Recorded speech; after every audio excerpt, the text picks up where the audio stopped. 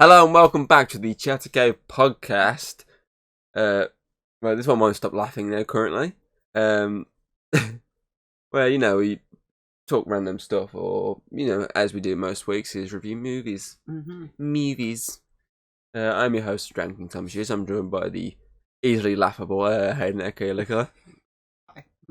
Because today we're covering a brand new movie that was just released, well, as a recording yesterday on Paramount Plus, which is something that we've technically covered on the channel before via the Let's Chat segment that I kept doing before, and then realised I was just using essentially three people, and eventually it's getting repetitive, and I gave up in the end.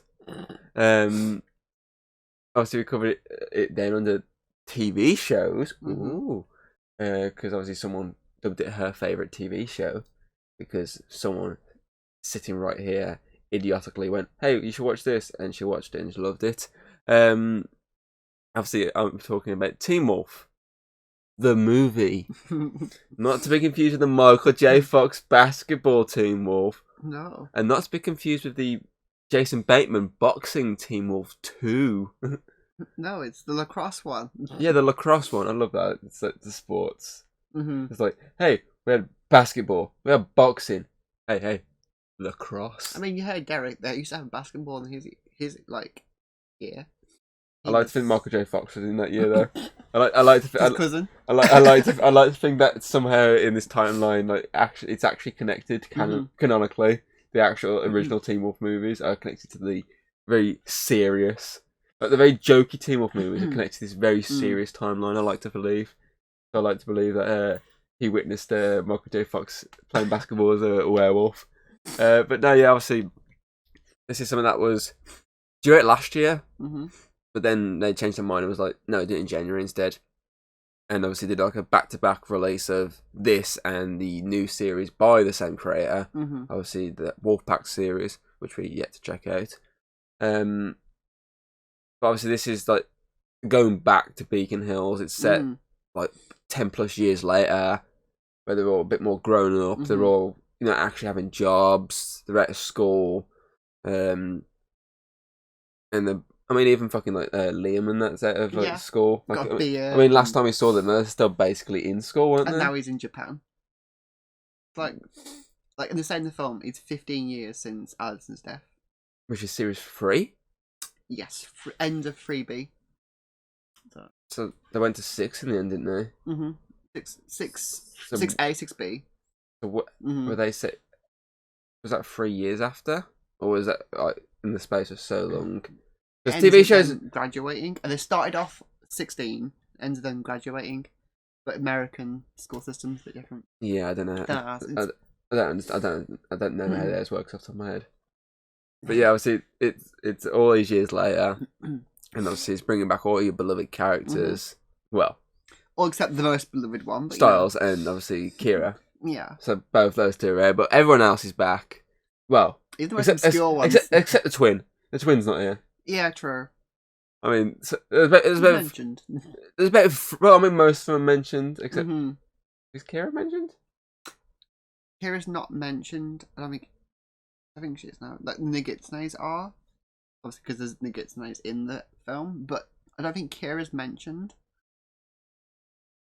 Obviously, there's a bit of like when he looks at the first Kitsune, obviously knows what she is. Maybe that was him. Maybe, but there's not really much of a reference to her at all. She's obviously, if I'm correct, something to do with wage or something like that. That's why she turned the role down. But obviously, it's the most stupidest thing. They should have said to her, "Yeah, you can have it." I mean, she's the biggest part of that plot line of the show because literally, obviously that storyline is when she sort of comes into it. Yeah, that's when she's like... And it's all focused on her family. I mean, the whole flashbacks to her family's past, dealing with it in the past. Yeah, because her mom's the one that basically created Nagitsune. Yeah, and obviously trapped it, and obviously then it got free, and obviously they had to deal with it. So, like, she's the biggest part of this storyline, as it could be. And obviously it's stupid that they didn't bring her back, and then they have the cheek of us going, oh, here's like a random character that is, also of the same sort of animal species. But basically, instead of the lightning powers, it's just fire now, which is a shield. Which makes sense though, because they were always like that. All the foxes had the shield. It was different elements. Oh, like my mom was a spirit one. It's been a long time since I watched it. Mom was a spirit. Kira was a thunder, and this new one who's like Liam's girlfriend. Yeah, not really said what they are, but they're clearly together. Fire. Kitsune. It's been a long time since I watched Teen Wolf. I don't know how she fucking remembers all this. Look, when there's certain things that I like and I'm obsessed with, I know pretty much everything about them. Fucking nerd. Thing from you. I don't know what the fuck you're talking about. I don't know what you're fucking talking about. I don't know. Fingers crossed there's listening to this and not watching the video. But yeah, obviously it's weird. Obviously, it's just stupid, in my opinion. If you're going to do it, you should do it properly and bring the character heavily connected to that storyline back. Definitely. I mean, even the parents aren't there. No, and you think they'd bring the mum back? And so you at least think they'd bring someone who knows what's going on. Let's say the mum or even the dad, because obviously the dad links to the school. He knew quite a lot. That's true. So you would have thought they'd at least bring someone back and not just go, here's a random new character that's also like them. Oh, there's another character that we're going to kill off in the first few moments of meeting that is secretly also one of them. Oh, we're doing this so we can own it. It's basically, just like... It makes sense because the mom lost the powers. Because it only used up all of her tails. Yeah. So she lost her powers. But... So it made sense to bring, like, someone who knew heavily, like, linked to them. Like, linked to, obviously, this villain. But obviously they fucking didn't. They did not, though. And they just brought, like, a random character into it instead. Who didn't really do that much apart from save Scott at the end. She basically used her fox to shield him. That was it. That was her entire use. That and for some reason having the spirit with them. She had nuggets now. I'm guessing Liam did. And since Scott trusted it to Liam, because Japan's full of, I guess they got a lot of kitsunes. Obviously, that's what there's a lot of plot holes in this movie, isn't there? I imagine. Like stuff. There's a lot of like fine margin in terms of how you can say something like this. Yeah. You'd think Kira would have kept hold of that. But you would have thought she would have kept hold of that. Because that could have been their way of like secretly fucking bringing it back, rotting her out of it. Like it getting obviously freed and obviously her being killed. Like you know what these fucking obviously studios are like. Yeah. Like if they can't get someone back, they'll basically off them off screen or have like someone as a stand-in. And you see them die from behind, but then obviously you find out, oh, it was that character. You're like, oh, it was a bit of a stab in the back. Like, you know what I mean? You think something like that, but obviously it's just like randomly like Liam's in Japan with a character. Although with Kira, because the whole Skinwalker stuff, I think even like story-wise, it'd be hard to bring her back. Because the whole point was she's been trained for like years and years and years, and it's years now, but I don't think it was like, I think it was more than 15 years. To train for. Kitsunes, they last a long time. It's been a long time since I watched Teen Wolf, so I can't remember the finest of details. But I mean, this film is definitely built more for someone who's watched the show. I remember I was reading I can't remember if it's an article or review saying that basically it's better. It's more obviously nostalgic for people who's in the show, but it's also viewable for new people. But I'm someone who's seen the show, and I was still questioning a lot of stuff, like trying to remember. Like, I don't remember that. I don't know. Like, there's a lot of little details that you're only going to know if you've seen the show. Yeah. Greenberg joke. Yeah, that Greenberg joke. Obviously, I forgot that joke because I haven't seen the show in a while. And you mentioned it, and then it clicked in my mind. I was like, oh shit, yes, I remember that joke. Whereas someone who's new would be like, I don't get that joke at all.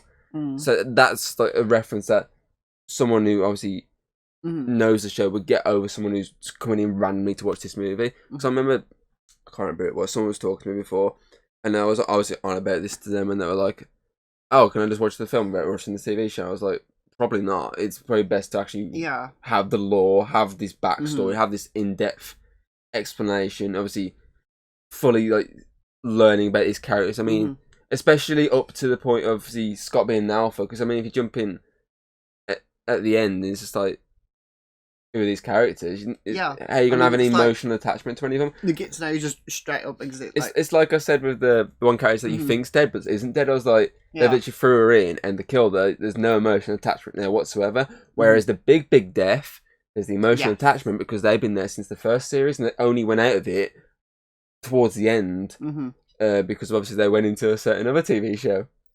So obviously, it's probably best for new viewers to go back to this show rather than jump into the movie. It feels more like a film for fans, not a film to gain views. For casual viewers. Yeah, it's for the fans. I mean, I was reading this morning, it's actually the most viewed in opening day Paramount original on obviously the Paramount Plus network. Makes sense. A lot of like the fans of Teen Wolf were and there's not a lot of Paramount originals that I can think of off the top of my head. Probably. Most of the things that are on that obviously streaming service are literally brand new movies, but there's most of the original stuff is just basically like South Park and Monster High and stuff like that. It's like Monster High. It's not really like anything massive. Whereas Teen Wolf, obviously, it's something that's been going on for years. So obviously, that would make sense. I mean, it could probably have a couple of 100 views. It's probably still better than fucking most of the other fucking shit they put out. Oh wow, we got 100 views. Wow, we beat that 50 views we got last time. I'm guessing it's I'm guessing it's thousands rather than. I can't see it being millions. I mean, I it's probably a couple of thousand easily. But yeah, it's definitely less casual, more. Yeah, it followed the show from the beginning. Yeah, it's like a legend film. It's basically a fan. Can I say like fan film? It's like in the sense of obviously fans have made it. In the sense that it's a film, as you say, designed for fans. Which is probably why if you look at like the distinct difference between the critics and the audience, obviously most of these critics are probably the ones that either haven't properly followed the show or like maybe seen I've never seen it before. They're viewing it as a film to criticise and to look at. Not basically a continuation of something that already exists. Whereas obviously the fan base, because I think like the critics was like 40-something%, whereas the fan side was like 80-something%. So it's like it's double. It's definitely like going into like just watching like Spider-Man No Way Home. You've not watched a single Marvel film, and you're like, what the fuck's going on? Like you've never seen the Sam Raimi Spider-Man. Spider-Man's dead. You can see them. Like you've never seen the Tobey one. All these characters are just confusing to you, but the story's still good. It doesn't ruin the story. It's just confused over what's going on. So who's these two Spider-Man here? Tobey and Andrew. Who the fuck are these? Why is Sherlock a wizard now? You know what I mean? It's like some people. It's not one that works best for just straight up watching it for the first time ever. No evidence of the show. It is for those who love the show and want to see the film. Yeah. Much, which I think was the kind of best way to go. It felt like it was just designed for everyone, casual. It wouldn't be as like fulfilling. I think it wouldn't be as nostalgic. Which is what you want you want the nostalgia. Because I mean, it's already over 12 film as it is. If they've had to put like stuff in to try and catch people constantly, I mean, there's a lot of obviously Alison flashbacks, but that's just because that's built into the story. It's in to her remembering it. Obviously, but if that's to fucking throw in a lot more like how Scott got bit, how he became the Alpha. It's like they do explain he got bit by Peter, but that's more of like it's more of a throwaway. Like it's not more of a this is exactly what happened. Like they don't mention him being a true Alpha. They just call him the Alpha. Like they don't need to explain all the true Alpha stuff. Yeah, they don't need to go into the full in depth of it. They don't need to fully explain like who obviously all these characters are. Because obviously it'd fucking be hours and hours of that to try and explain. Yeah. Just to explain the who's Jackson? No, this guy's coming. He's called Jackson. He's a bit of an idiot. Who's he? He's got a tail. He's a Canamar. Yeah. Well, we got to try and. Cannon, but he's also a werewolf. This is confusing. But they wouldn't even know Canada. They just know he seems to have a tail, and apparently which we never get to see within the action film. That's a big complaint here. I mean, I already stated this, the one shot when he finally lights his eyes up and you're like, here we go. He just goes for a basic bitch stab to the slash. Makes sense though for him because he's got paralytic claws. Yeah, no, but I mean, he should have used his tail to choke him out.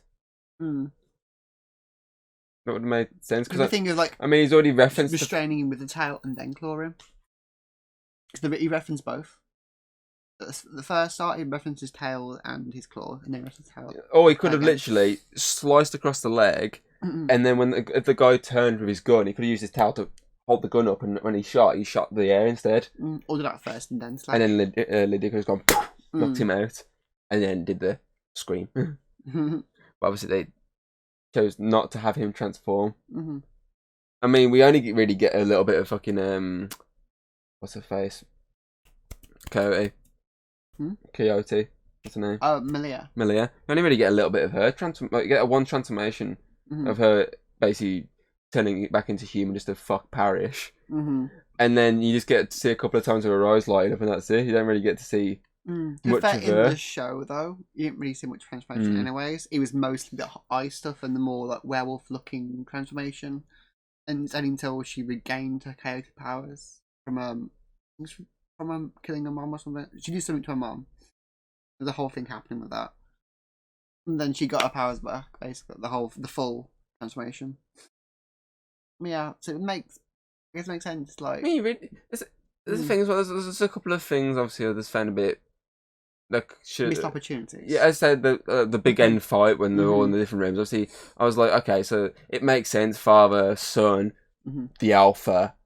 But why is the beta not involved? Why is Liam just like step back and not actually join in the big fight? That made no sense. Like, why you just sit back and like just watch? And then on top of that, obviously, Peter never really like changed. He just stuck to using knives and stuff like that, which was funny because I mean, there's a scene of him going ah. But I mean, you would have thought at some point you would have seen him like light up as well. He did light up. Not fully though. You would have thought he would have at least done some sort of transformation. Like all the wolves like coming together. It's the big end bit. I mean, fucking Parrish comes running in on fucking fire. You would have thought the others would have fucking made an effort. Walked out a little bit. Exactly. You would have thought they'd doing a bit more effort. And then literally there's a scene of obviously Scott like lighting his eye and roaring, and all of them behind like roaring as well. And then the humans just being like, ah. But I mean, it's a good continuation. It's one of those ones where you take it away, fine. It ends on a high note. You add it, nice little addition to the franchise. It's not amazing an addition, but it's still a fun little expansion. Essentially, it kind of reminds me of what I think it's Super Sentai. What they usually do, they end their series, and about 10 years later, they do usually a movie, like a reunion movie, where basically like something's happened. Obviously, the bad guy's back all of a sudden. Oh no! Basically like this, and they were gonna come back together now to deal with it. But they usually end up doing something like that, like 10 years after. So it kind of reminds me of that sort of situation. Like it's been so many years since the show ended. Oh, we're coming back now for this big hoorah, and possibly setting up maybe another Teen Wolf series. Maybe. While also hinting at the fact that maybe the creators put a little hint in at the fact that he's got another show out there that's not Teen Wolf related, which again is a missed opportunity. Pardon me, missed opportunity that could have been connected. I think it should have been, but if that's their choice, maybe they want to do different things to the lore. Maybe. Well. I mean, it would have been so much easier because the world's already built. Yeah, it's fully built. I mean, you've got so many things you could use. It would have meant less world building. But then again, if they wanted to build a new world, then I suppose that's what happens. If it works better creatively to just like create it from scratch rather than take what's already there, then it could be what they wanted to do would have altered some of the lore. Yeah, maybe. Like, we don't want to really touch the lore. We want to keep it as it is. So we create our own another universe. Maybe. Where there's some things a little different, maybe. More likely. More likely something like that. But yeah, it is fun though seeing obviously the characters back. Yeah. In action, obviously, it makes sense. Obviously, being the villain they chose because he was like he was the best villain of the show. That and obviously he was the one that pushed them to their limit. I think I know a lot of the others pushed them to the limit in terms of obviously the one villain obviously erased people from their minds and stuff like that.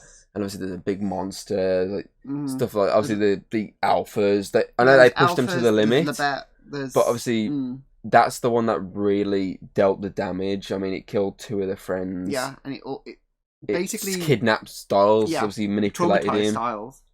But that's the one that really like dug its way into them. So it makes sense that being there.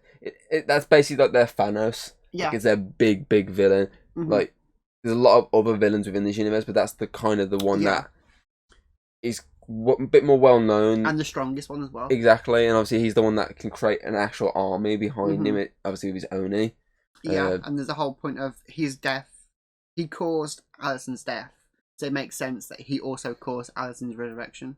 Yeah, like, he's the one who he pushed Scott to try and resurrect them. Exactly. Because the only way then he can win is by having the same thing happen again, but the other way around. Yes. So obviously then he actually can finally be the big bad and basically rule the world. I like as well they reference the fact that Scott did bite him, so the power of the werewolf also transferred to him as well. That's why he was like more stronger and more wolf-like, which I like that. Until he got his ass more fucking kicked. Yeah, he got fucked over.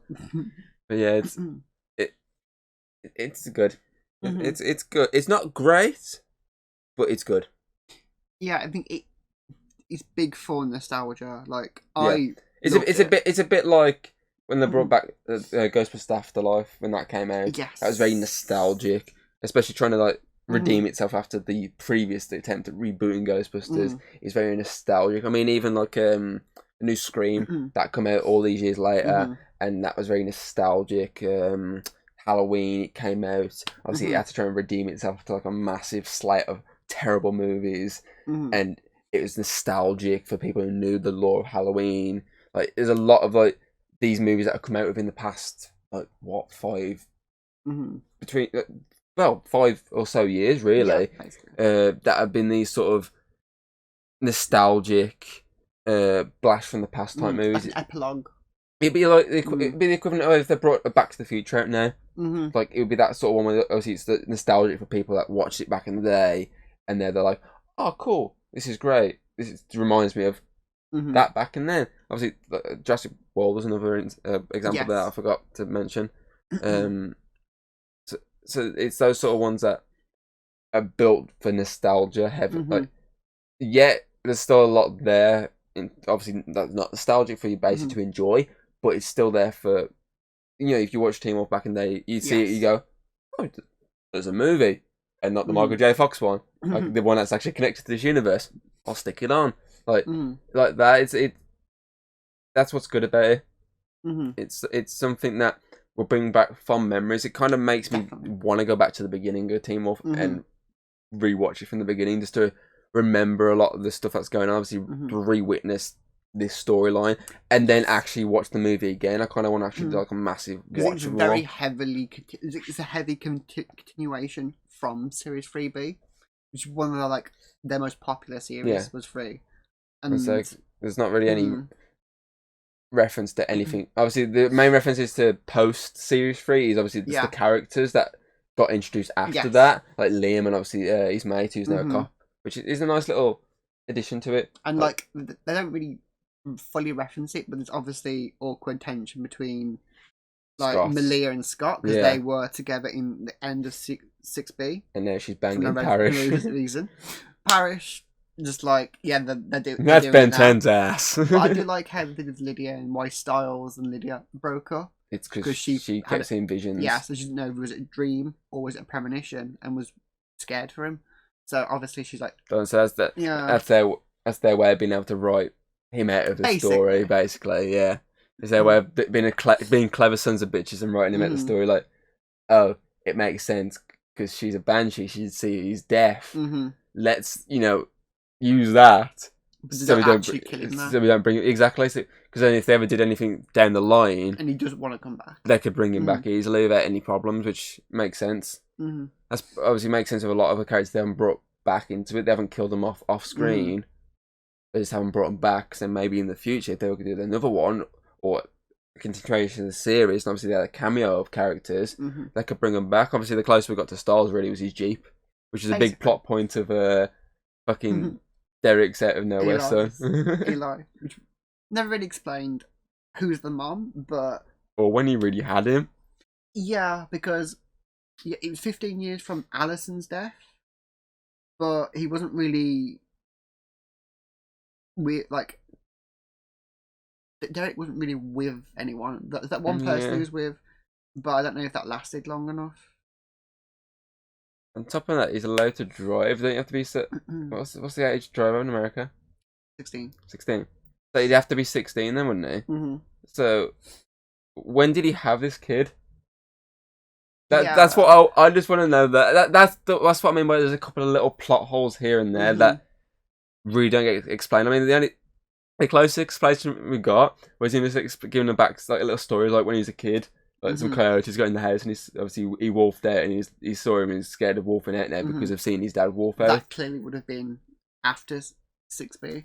Yeah, and that clearly shows it off that he knew and there was a baby. It's not like a long lost son that was thrust upon him. There's just like a lot that isn't fully explained here and there. I mean, they had enough runtime to fucking explain. They could have at least done some explanation, but hey ho, that's what we got. And obviously, we eventually got the big Derek sacrifice. Obviously, him getting himself out of the franchise. Basically. So I mean, he technically obviously wrote himself out of it before obviously to go and do Superman and Lois.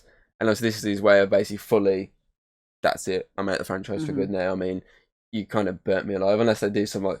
Funny, because the eye's going red, unless so maybe like he became a true alpha at some point, maybe. Like then basically somehow, or that was his point of becoming a true alpha, like the sacrifice. Maybe I'm guessing maybe that sacrifice is what made him the true alpha, and obviously he died a true alpha rather than dying as a bitch ass former alpha. Obviously, he is a beta, but a beta who is killed an innocent. Also, it's shown for Derek. It's not actually. He didn't actually kill her. That is his girlfriend who was dying. He just basically helped end the pain. Yeah. But that class, in his guilt, he saw himself as murderer, basically. So I mean, I can't remember, but I'm pretty sure he gained the yellow eyes back in Series 6. Like after I remember he got yellow eyes back after he came back from when Kate Argent basically de-aged him, and he came back. Oh, when he's a kid. Powers, then lost his powers. I remember that plot line. When he's a little kid for a while, isn't he? At the end of Series 4, he turned into a proper like black wolf, like his mum could. And then his eyes were yellow. Is that the series when they went to like New Mexico? Yes. Which they show a bit in the the moments when he's sort of seen memories when he sees that weird like bone tusk monster. Yes, the it was what was it? Berserker.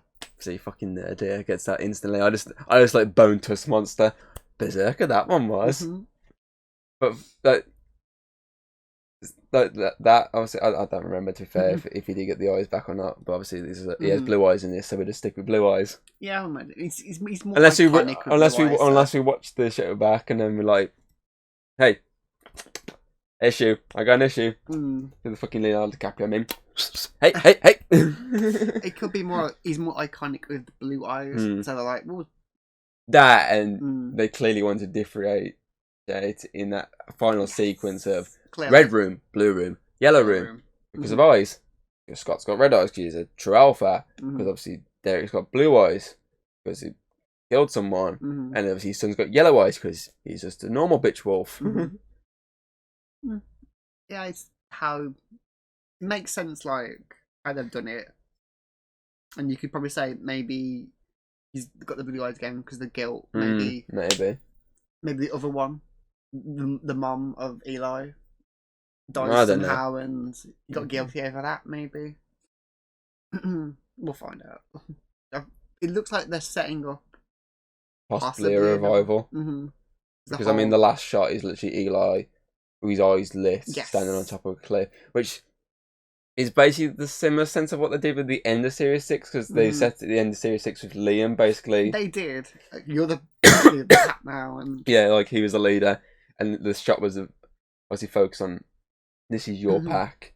And you're like, oh, okay, so maybe if they do another series, it'd be focused on Liam.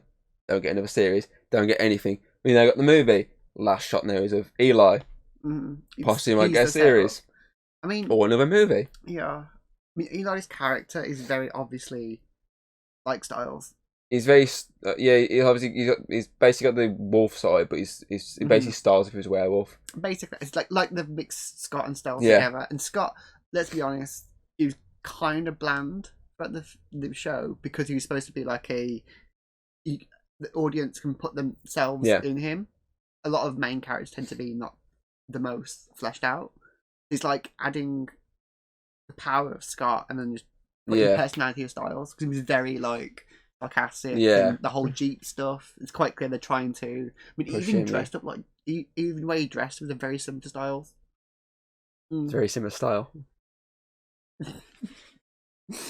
But yeah, I like as well during the final act. Obviously, when they're all coming in there to do the fight, even the mom gets involved with a fucking a little fucking handheld crossbow, like shooting. I was like, he's used to this shit now. Like all of them, like everyone's just like blown away, and like fucking even like he's a badass during that sequence. The sheriff, obviously, when he gets the fucking gun, he looks at it, he's like Silver, and he's like bang, like fucking kicking the shit out of all the fucking Oni. You know though that Chris had probably most likely taught Melissa to shoot and stuff. Oh, obviously, he definitely before he left, he definitely taught her to protect herself. Because they were like together at one Series point. 6, they were together. So you know, son and daughter dated at one point, but my daughter's dead, so we can get off risky. Dad, what are you doing? Oh shit, she's back. She's back now. Crap. Put your pants back on. We're having an incest family this time. Oh. And so it is obviously as well a nice film to give Scott a very happy ending, because obviously he got the happy ending of he was going off now to basically live his life out of Beacon Hills. Obviously he left his pack in charge of his beta in charge, who he trusted, and obviously he had the happy moment of he was done. That was it. Everything was finally done, but now he's finally got the fully happy ending of the true full ending. He's got his love back, the first love he ever had. Exactly the one that literally is a big part of the first like 2 series. Well, up to series 3, obviously. Then kind of like a side back of in 3A, it was more of like him trying to get back with her and then realizing. And eventually, obviously, he went with Kira, didn't he? Yeah, and she went with Isaac. And obviously, Kira then went out, and eventually you got with fucking obviously Malia. I always forget her fucking name. Obviously, you got with her eventually, and then just nowhere because now Parish bangs her. Yeah, that was further. That came out of nowhere. I mean, really wasn't Parish like really into like Lydia at one point? Yes, and then obviously Lydia was with Styles. Who at one point was very close as well to Malia. Yes, they were together as well. This whole friend group just banged This whole friend group is a massive orgy. Fuck our friend group isn't like that. Technically, Lydia and Jackson, obviously dating in series 1, then they both dated each twin. Yep. Yep. So... Yep, exactly. Thank fuck our friend group isn't like this. Massive orgies. We don't know that. Alex and James, great. Those 3 that side, and then you got me, you, and Connor this side. So. Yeah, so it's like separate orgies. Separate orgies, basically. Yeah, I understand that now. But yeah, I do like. Obviously, you can see the bit more of the bigger budget in it. At the same, that's the most of it. But at the same time, you can see that they're pushing the base a bit too much. I mean, the cliff scenes are very dicey in a couple of shots. I mean, they blur a couple of shots to make it like work a bit more. And it's still like at night it was better. Yeah, and obviously then even the shot of the smoke. Yeah. The last shots when obviously Alison walks into it and that smoke appears. It's a bit dicey. And like when the Oni stab people, you can tell it's just been like added on. CDA. Yeah. But to be fair though, that makes you feel like you're watching a TV show. It's more. It feels more like I think a high budget TV show. I think they put a bit more budget, but not a massive budget. I think it was a little bit more, but enough to basically for it to be a film, because obviously Mhm. the TV show they have to split it across, so they can actually just put it all into one. So obviously it's basically all the episodes budgets into one. Yes, definitely. But it's still obviously the whole show's single budget. Yes. So it's not like pushed over. It's not as if obviously they went and gave them more to work with. They just basically had an entire series worth of budget to do into just 2 hours. And it looks like they had got more time to put the details, like the eyes and stuff. Like I said, there's still some cheapness at times, but which again that makes it feel like the show. It feels exactly like the good thing with this film, it doesn't feel like a film that just feels completely different and foreign to this like series. Universe. It feels like an actual episode, extended really episode, yeah, special. Exactly.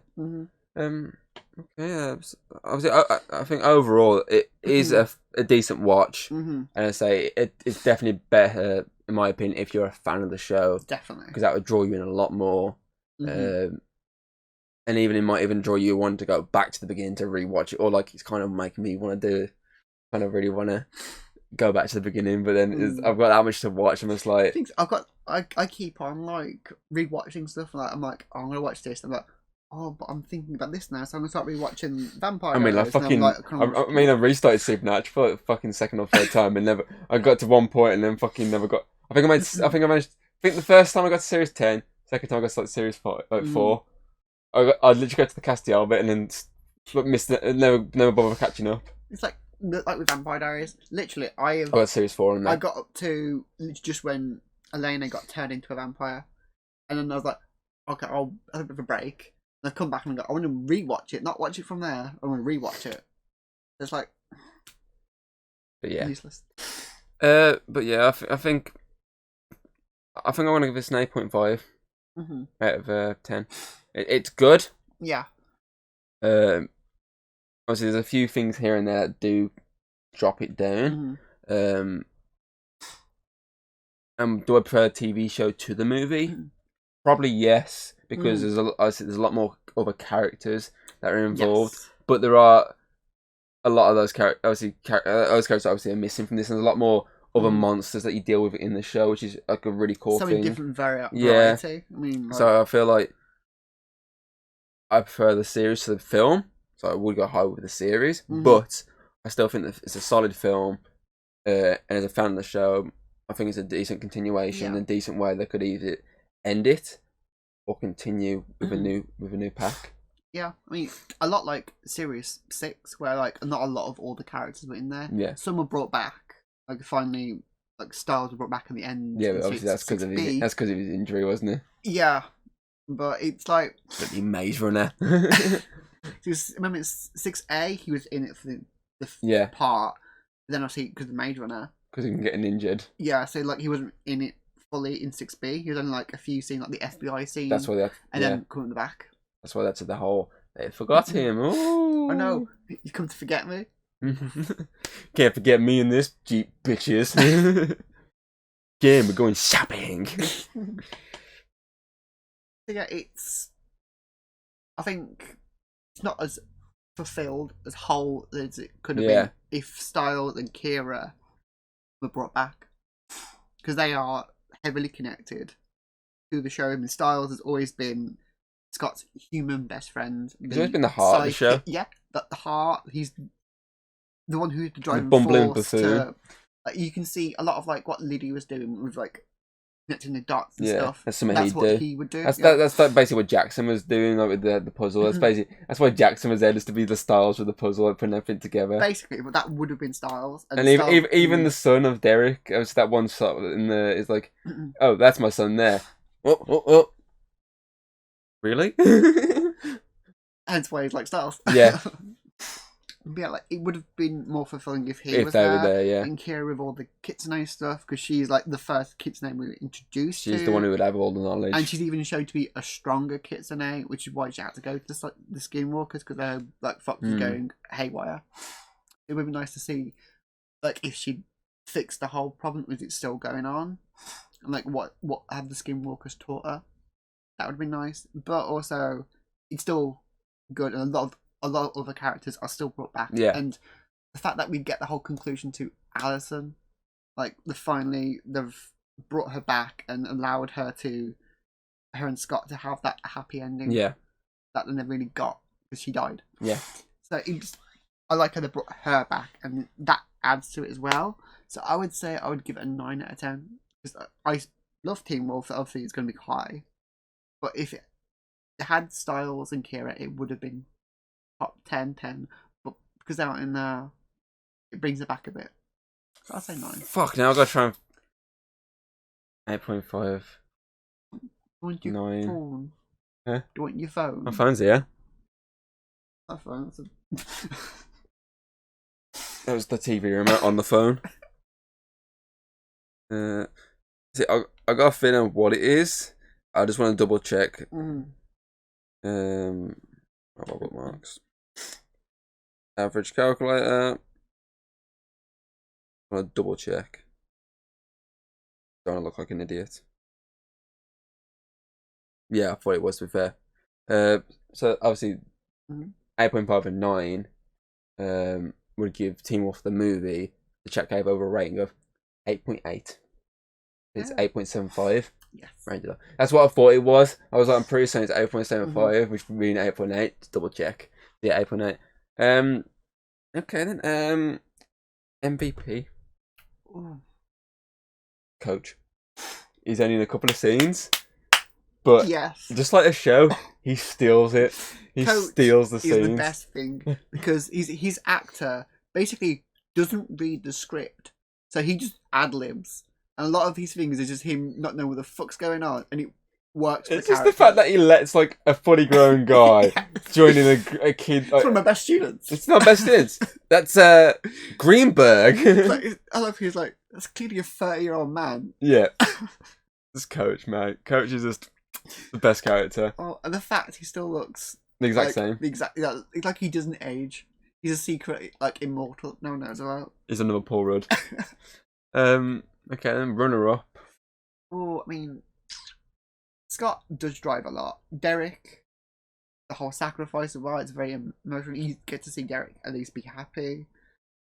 And also there's Alison. The way she deals with like coming back as well is very impactful, and depends on how. And there's also then they get to know like that was one of the best villains, and we got to see him be more like manipulative and chaotic. I'd say. I'll give it to Derek. I mean, yeah, there's a lot. There's a lot, obviously, of him trying to be a dad throughout. Yes. Trying to basically juggle a sense of the fact that he's a werewolf and he's a dad at the same time. Trying to juggle all that, and then as you say, on top of that, at the end he has to basically sacrifice his own life to save his son. And not just his son, obviously Scott. Yeah, he's not just saving him; he's also saving the true alpha who can protect his son. Someone who's stronger than him. Yeah. So I feel like we could with Derek. Yeah, I'd say Derek.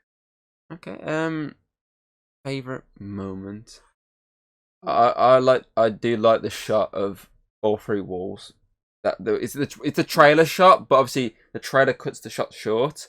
Obviously when Scott, his eyes light up red and he's roaring, obviously Derek just jumps randomly behind him with the blue eyes roaring, and it sort of zooms out to the side, and obviously you get Derek's son Eli pop up with the yellow eyes roaring, like all three of them, like the different generations. You got the new generation, the just previous generation, and the old generation. Literally all you were missing there was Peter, the other end of it, and even maybe fucking Liam in between the sons. That's all you were missing. That would have been the generation of the wolves, because you got the original, and you got that. It's just literally going down up until the point of the new.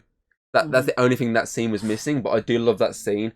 Specifically, obviously, as I say, when it zooms out, it's like all three of them together, like all lit up, like different types of wolves, different like ranks of werewolves roaring. I'd definitely say that was probably my favourite.